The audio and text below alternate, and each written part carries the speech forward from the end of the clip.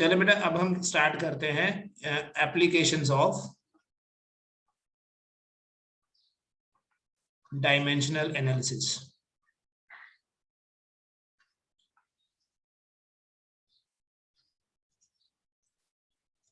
Dimensional analysis जो है, इनके क्या यूजेस हैं, क्या एप्लीकेशंस हैं डायमेंशनल एनालिसिस की। ठीक है, मैं पहले ब्रीफली लिख देता हूं। डायमेंशंस की हेल्प से हम क्या क्या कर सकते हैं, हमारा ये पर्पस है। हम ये डायमेंशनल एनालिसिस कर क्यों रहे हैं। एनालिसिस है ना, जैसे अलजेब्रा या अर्थमेटिक होती है, उसी तरह का एनालिसिस करते हैं यहाँ। देखिए, हम डायमेंशंस की हेल्प से ये चेक कर सकते हैं कि कोई इक्वेशन करेक्ट है या नहीं है। So this is the first thing to check the accuracy of an equation. To check the accuracy of an equation. Second is dimensions की हेल्प से सबसे इंपॉर्टेंट है ये, to derive a new physical equation.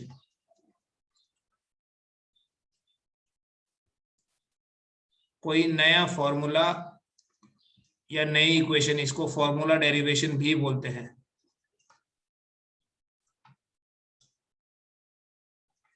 Then the third is कि हम dimensions की help से convert कर सकते हैं, to convert a physical quantity from one system of units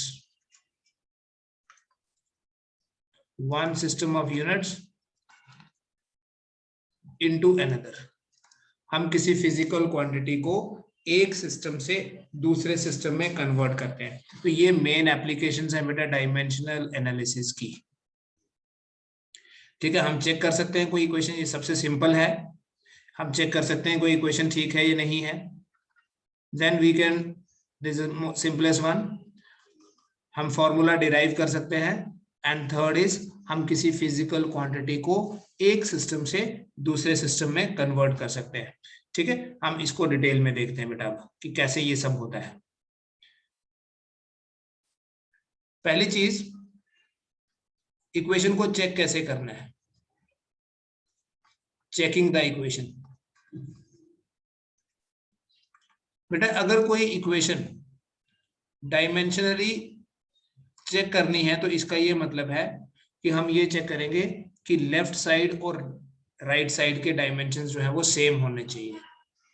if an equation is correct, then square bracket में लिखूंगा LHS RHS। और जब स्क्वायर ब्रैकेट में लिखा है, इसका मतलब किसकी बात कर रहे हैं, डायमेंशंस की। डायमेंशनल लेफ्ट हैंड साइड के और राइट हैंड साइड के डायमेंशन बराबर अगर हुए, सेम अगर हुए डायमेंशंस, तो इसका मतलब जो इक्वेशन है वो करेक्ट है। फॉर एग्जांपल, मेरे पास एक बड़ी फेमस सी इक्वेशन है, v equal to u plus AT। ठीक है, आपको पता है इस इक्वेशन में v is final velocity, u is initial velocity, a acceleration है, t टाइम है।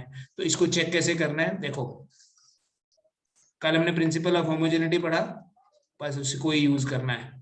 लेफ्ट साइड मतलब v के डायमेंशंस, वेलोसिटी का डायमेंशन होता है m0 L1 t-1। And then अगर हम राइट साइड की बात करें, इसमें u है प्लस a इंटू t है।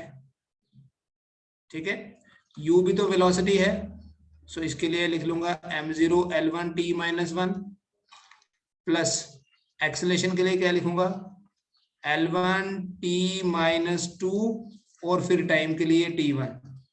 देखो बेटा ये क्या बना, m0 L1 t-1 प्लस, यहाँ m नहीं है, m0 ही लिखूंगा, L1 t-1 again, -2 plus 1 is -1।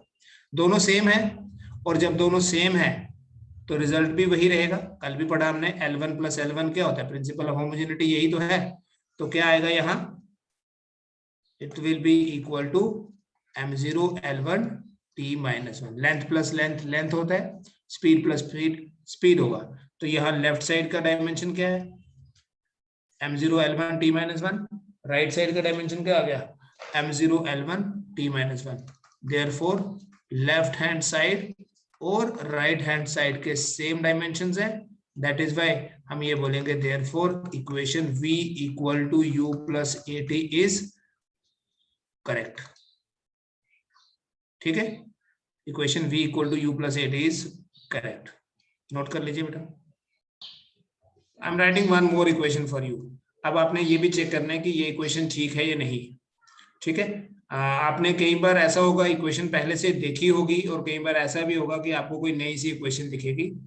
I don't know, आप में से कुछ लोगों ने हो सकता है इस इक्वेशन को देखा हो, या इसमें थोड़ा सा अगर चेंज भी है तो वो भी आपको आइडेंटिफाई करना है।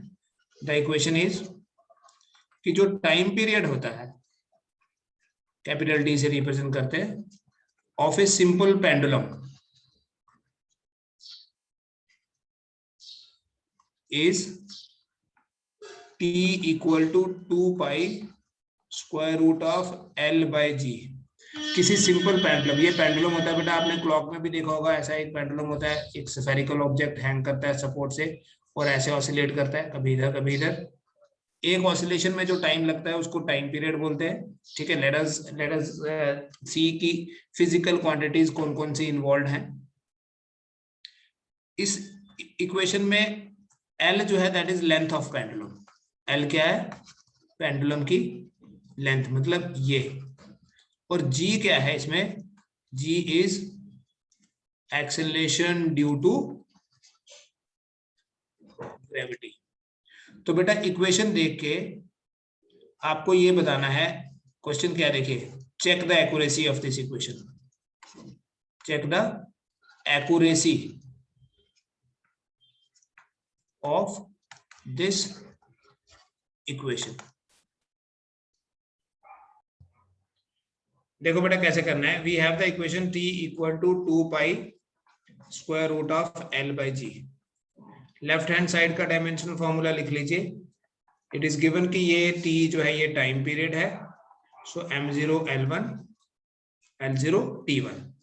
राइट साइड में हमारे पास जो भी ये एक्सप्रेशन है, पूरा लिखना होगा तो ऐसे लिखते हैं, over a period of time आपको लग जाएगा पता कि क्या चीज यूजफुल है और क्या नहीं है।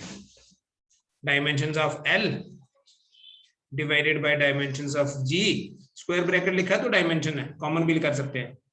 रूट था पावर 1/2 कर दी, रूट 2 पाई का भी मैंने स्क्वायर ब्रैकेट में लिख के डायमेंशन की बात करने लगा। दिस विल बिकम, इस 2 पाई का कल आपको बताया था कांस्टेंट है, प्योर नंबर्स आर डायमेंशनलेस। फिर न्यूमरेटर में L है, L इज लेंथ, और डिनोमिनेटर में ये G होती है एक्सेलरेशन ड्यू टू ग्रेविटी। आपको डायमेंशंस में भी बताया था, एक्सेलरेशन ड्यू टू ग्रेविटी है तो acceleration, so power will be 1/2, right. So it is equal to m0 l0 t0 छोड़ दो, यहां बेटा m0 है, l भी 0 हो गया, देखो ये l1 ये l1 कैंसिल, ये t ऊपर जाके प्लस हो जाएगा लेकिन 1/2 भी है, so it will become m0 ही रहेगा, l भी 0 और t हो गया 2 इंटू 1/2 दैट इज 1। यहां देखिए और यहां देखिए, तो क्या कंक्लूजन है, लेफ्ट हैंड साइड और राइट हैंड साइड के सिमिलर डायमेंशंस हैं तो इक्वेशन करेक्ट है। ठीक है, this is how we can check. Simant एक बार चेक करो, it is not incorrect, it is a correct equation.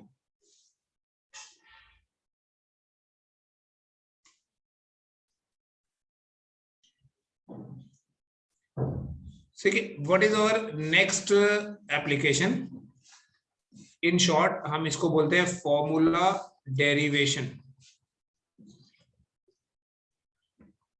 Formula derivation, हम इसमें फॉर्मूला डिराइव करेंगे, और फॉर्मूला डिराइव करने के लिए से पहले ही हमें कोई सिचुएशन गिवन होगी, ऐसे रैंडमली नहीं, कोई सिचुएशन गिवन होगी एक स्टेटमेंट की फॉर्म में। ठीक है, there will be some statement, हमें उस स्टेटमेंट को इक्वेशन में कन्वर्ट करना सीखना है। ठीक है, stop writing, just concentrate on the screen. Situation क्या है,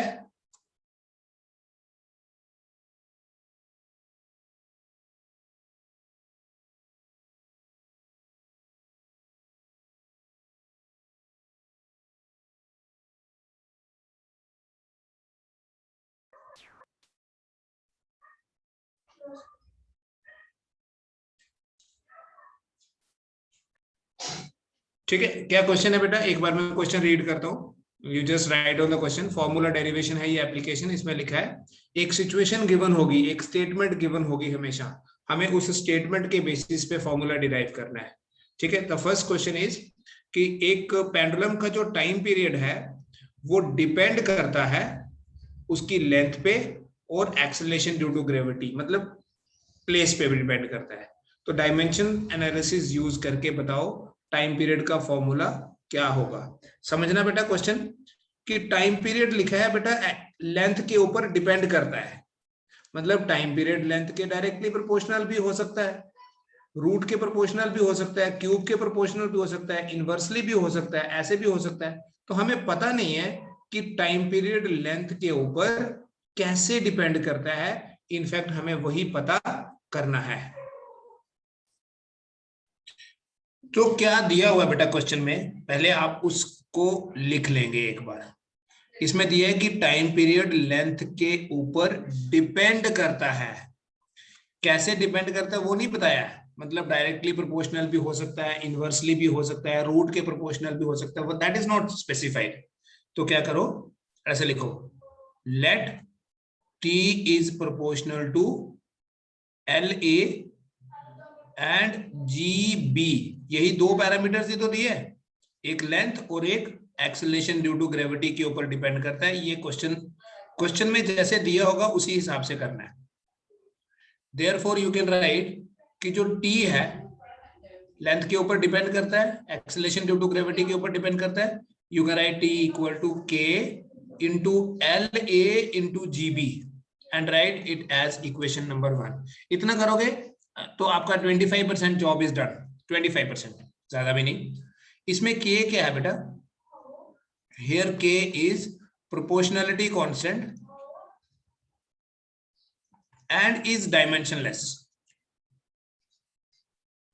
मतलब जब हम डायमेंशंस लिखेंगे तो के डायमेंशंस नहीं होंगे। इतना किया, 25% मैंने आपको बोला job is done. First step में आपने ऐसा कर दिया, सेकंड स्टेप में क्या करना है अभी मैं स्टेप वाइज बताता हूँ आपको। ये पहला स्टेप हुआ आपका, सेकंड स्टेप में आप क्या करोगे, और ये हमेशा ही ऐसे होंगे steps, you will write dimensions of both sides, right dimensions of both sides, दोनों तरफ के डायमेंशंस लिखोगे। लेफ्ट साइड में टाइम है, you will write m0 l0 t1। Right side में k के लिए तो कुछ नहीं लिखना है, L1 a acceleration due to gravity L1 t minus 2 b. So on left side we have m0 l0 t1, on right side m तो पहले से ही नहीं है, m0 l की पावर देखो बेटा यहां 1 into a बना, 1 into b बना, so bases are same, powers are added, और t की पावर यहां तो है नहीं कुछ भी, यहां -2 into b है, so it becomes -2। ठीक है, नाउ 50% जॉब इज डन। आपने पहले इक्वेशन लिखी, फिर दोनों तरफ के डायमेंशंस लिखे, ठीक है, थोड़ी सी मैनिपुलेशन कर ली। तीसरे स्टेप में क्या करना है, इक्वेट करना है according to principle of homogeneity. देखिए अगर लेफ्ट साइड में कोई फिजिकल क्वांटिटी है तो राइट साइड में भी वही होगी। ऐसा नहीं हो सकता ना कि लेफ्ट साइड में स्पीड है और राइट साइड में एक्सेलरेशन होगी। तो according to principle of homogeneity दोनों तरफ के डायमेंशंस बराबर होंगे। तो आपने तीसरे स्टेप में लिखना है equating powers of m l and t on both sides. दोनों तरफ हम मास लेंथ और टाइम की पावर्स को इक्वेट करेंगे। यहां m की पावर 0 है, यहां m की पावर 0 है, इसको छोड़ दीजिए। यहां l की पावर है a प्लस बी और यहाँ l की पावर 0 है, right, a plus B equal to 0। यहाँ t की पावर -2b है और यहाँ t की पावर 1 है, तो दूसरी इक्वेशन क्या बनेगी, -2b equal to 1 which means b equal to -1/2। a और b ही फाइंड करना हमारा पर्पस है। अब ये जो b की वैल्यू आ गई इसको आप इसमें डाल दीजिए, तो आप लिखोगे a -1/2 equal to 0 which means a equal to 1/2। ठीक है, क्लियर हो रहा है? कोई डाउट होगा तो यू कैन आस्क। अब ये जो a और b की वैल्यूज निकल गई, फाइनल स्टेप क्या है? Put values of a and b in equation 1। ये फर्स्ट इक्वेशन है हमारे पास, तो t आपके पास आ जाएगा k into L 1/2 g minus 1/2। फिर ये जो माइनस वाली टर्म है इसको तो आप नीचे भी लिख सकते हो। ठीक है, अच्छा दोनों की पावर सेम है तो कॉमन ले लो।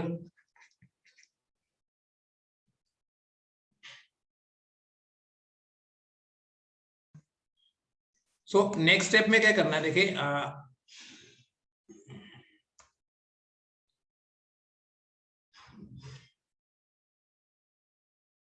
लास्ट स्टेप देखो। अब आल्दो लास्ट स्टेप तो हो चुका है, लेकिन अब इस रिजल्ट को एक्सप्रेस कैसे करना है। देखिए फाइनली हमारे पास आया t equals to k into t equals to k into root L by G. ठीक है, t equal to k into root of L by G. ठीक है, इक्वेशन डिराइव हो गई। पर्पस यही था, इक्वेशन डिराइव करनी है। हमें पता चल गया कि टाइम पीरियड लेंथ की 1/2 और acceleration due to gravity minus 1/2 के प्रोपोर्शनल है। बेटा इसमें एक ड्रॉबैक है, एक डिसएडवांटेज है। ये जो k है, value of k can not be obtained using dimensional analysis।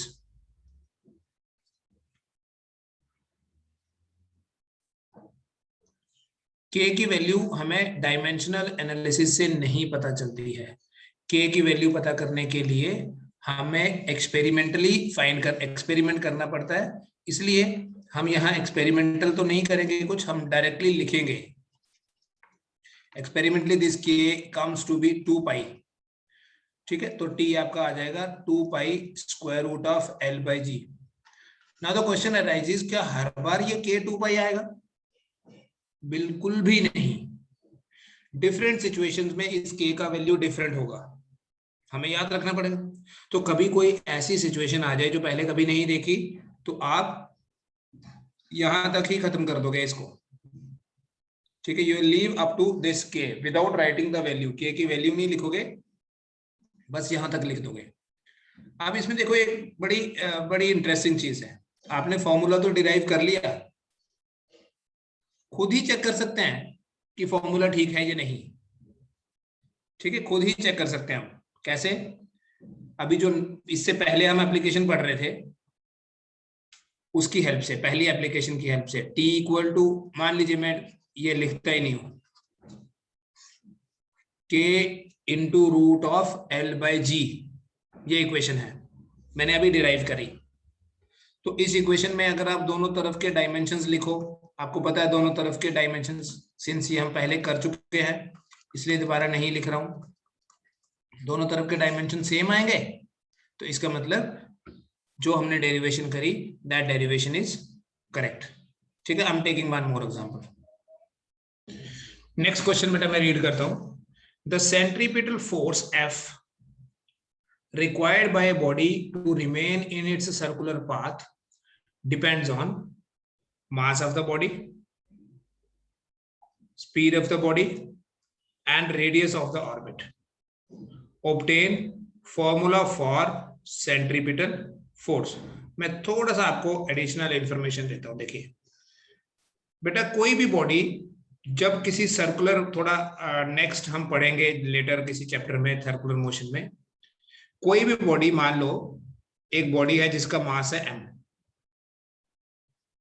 और इस बॉडी की स्पीड है v और ये सर्कल में मूव कर रही है।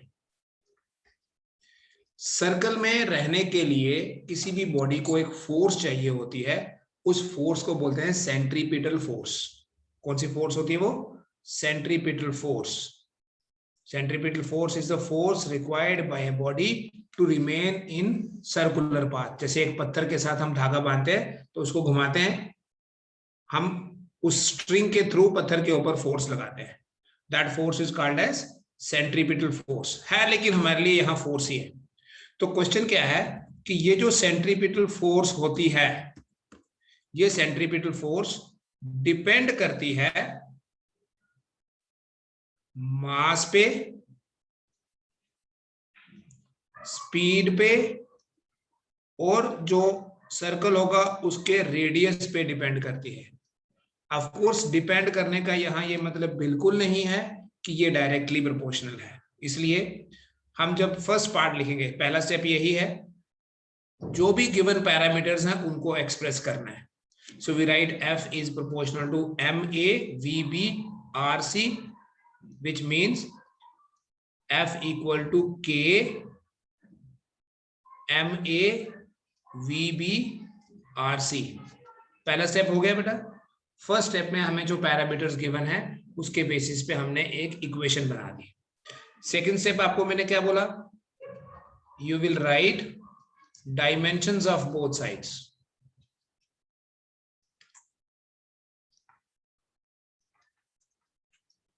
दोनों साइड्स के डायमेंशंस लिखेंगे। तो आपको दोनों साइड्स पता है कौन कौन सी हैं।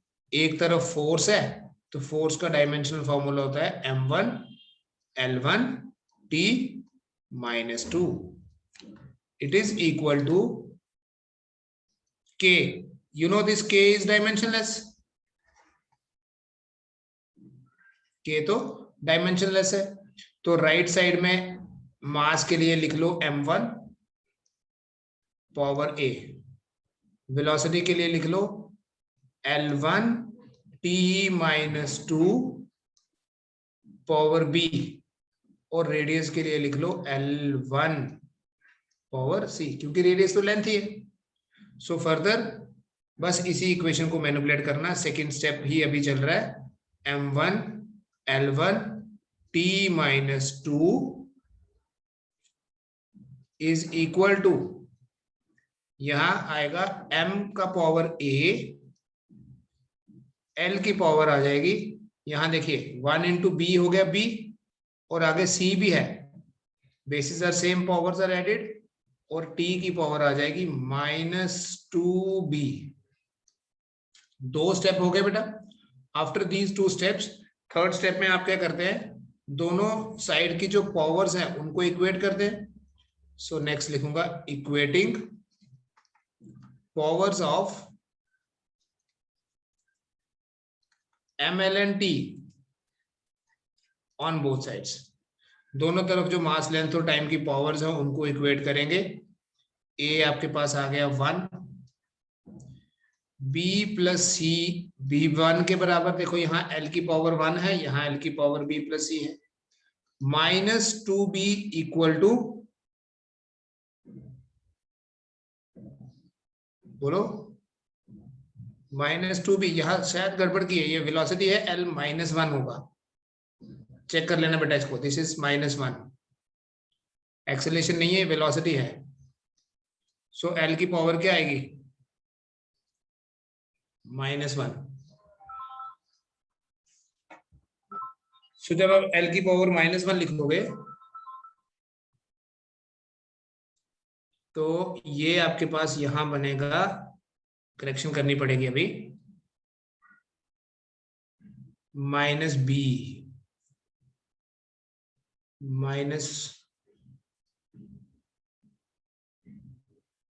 T की पावर -B बनेगी। ठीक है, तो -B किसके बराबर आ जाएगा, -B equal to -2, so B equals to 2। A आ गया 1, B आ गया 2, तो C कैसे फाइंड करोगे, B की वैल्यू को यहां डाल देना। Therefore 2 + C is equal to 1। तो बेटा C कितना हो गया, 1 - 2, C हो गया -1। तो फाइनली आपके पास A आ गया 1, बी आ गया 2 और सी आ गया -1। क्या वैल्यूज आई देखो, ए आ गया 1, बी आ गया 2 और सी आ गया -1। इन वैल्यूज को इक्वेशन 1 में डालेंगे। Put values of A B and C in equation 1। तो फोर्स क्या बनेगी, के m1 v2 r -1, माइनस को नीचे रख के k इंटू mv²/r। तो ये सेंट्रीपिटल फोर्स का फॉर्मूला बन गया बेटा, F equal to k into mv²/r। और यहां पर मान लो आप यहां तक छोड़ सकते हो, k की जो वैल्यू है in this particular situation k is equal to 1।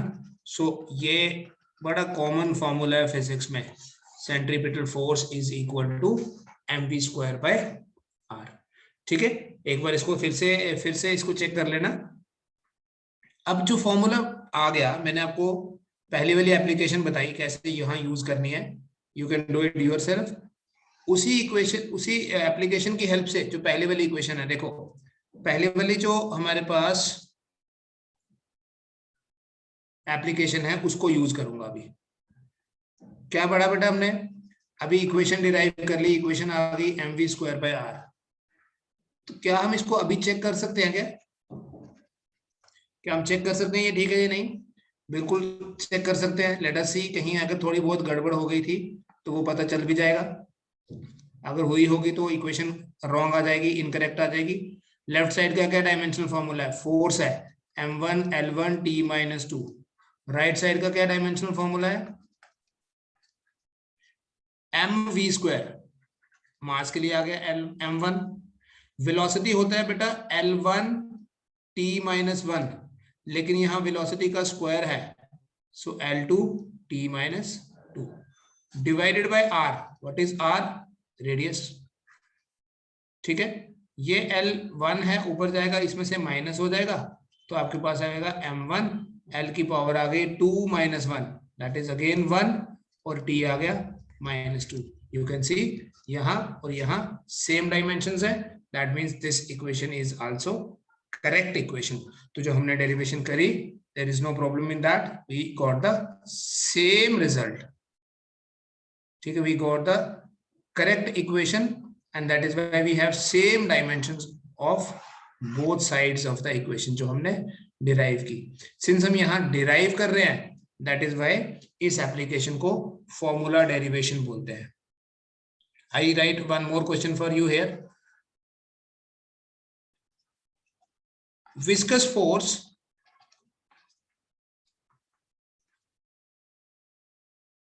acting on a spherical object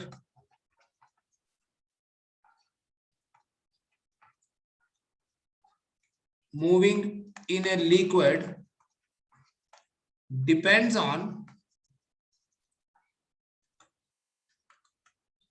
number 1, coefficient of viscosity, that is represented by the symbol eta. Velocity with which object is moving, velocity v with which the object is moving, and तीसरा parameter है, it depends on radius of the object, r of the object। तो question ये है, obtain formula for F। Force का क्या formula होगा? ठीक है, कौन सी फोर्स, जो विस्कस फोर्स है, फ्लूइड्स में पढ़ेंगे आप मींस फोर्स के बारे में भी। फॉर द टाइम बीइंग तो हम फोर्स का ही डायमेंशन लिखेंगे। कोई भी, ये मान लो कोई लिक्विड है, ऐसे थोड़ा डायग्राम समझाता हूँ। इस लिक्विड में अगर कोई स्फेरिकल ऑब्जेक्ट मूव करे, जिसका रेडियस है r, डाउनवर्ड मूव करेगा अगर v वेलोसिटी के साथ, तो इसके ऊपर जो फोर्स लगेगी वो कोफिशिएंट ऑफ विस्कोसिटी पे डिपेंड करती है, वेलोसिटी पे डिपेंड करती है और रेडियस पे डिपेंड करती है। तो बताओ इस फोर्स का फॉर्मूला क्या होगा। चलें ऐसा करें, ये क्वेश्चन आप खुद करें, ठीक है। This question is a kind of homework for you. When you do the question, आपके पास जो भी इक्वेशन आएगी आप खुद ही चेक कर सकते हैं ना, उसको खुद ही चेक करके देखिए कि इक्वेशन ठीक है या नहीं, ठीक है। And in addition to that, जो मैंने आपको प्रैक्टिस शीट दी है उसमें भी और क्वेश्चन देखें जो फॉर्मूला डेरिवेशन पे बेस्ड हैं, जो डायमेंशनल इक्वेशन की एक इंपॉर्टेंट एप्लीकेशन है। आल्दो उस प्रैक्टिस शीट में चेकिंग द एक्यूरेसी पे भी बेस्ड कुछ क्वेश्चंस होंगे, ठीक है। वो चाहे आप रहने देगा, दो questions will be very simple, but formula derivation के कुछ और क्वेश्चंस भी आप आज करेंगे, ठीक है। तो फॉर द टाइम बिंग मैं इस क्लास को एंड कर रहा हूं विद द होप कि ये वाले क्वेश्चंस आप करके आएंगे कल तक। Thank you.